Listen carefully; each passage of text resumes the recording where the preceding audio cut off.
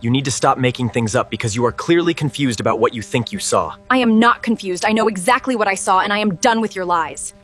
Well, I got my proof, but then he had to go out of town for a work trip. This is where it gets fun.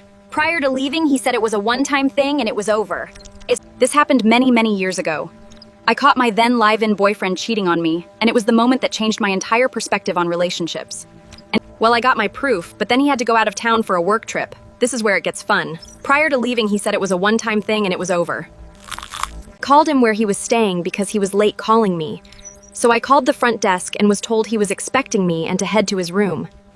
Girls. I am like, what the heck? It was not me that message was for, so I went into detective mode. I found the phone bill and saw a strange number he called repeatedly, and I knew it I called her number and pretended to be from my BF company and asked if an employee with this phone number also worked there. The answer was yes. Yes, I have checked our internal employee database for that specific phone number, and I can confirm that the individual in question is indeed currently employed here. There had been actual flooding at the time, and stated employee records had been damaged, so I ran with that and got all her info. Her full name, address, marital status, and any kids, their names and ages.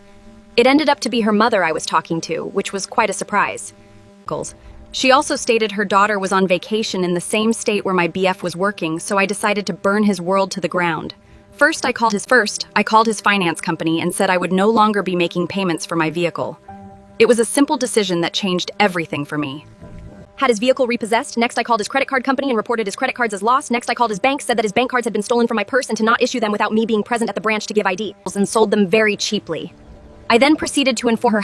I proceeded to take all of his clothes off of all of the hangers and out of the drawers, took them out into the driveway and made a bonfire. I then proceeded to inform her husband of her infidelity, who she was being unfaithful with, how long it had been going on, and that she was currently with my boyfriend in another state. After enjoying the bonfire, I got a U-Haul, packed up every single piece of furniture, every towel, every plate, everything except the dust bunnies left on the hardwood floors, and moved.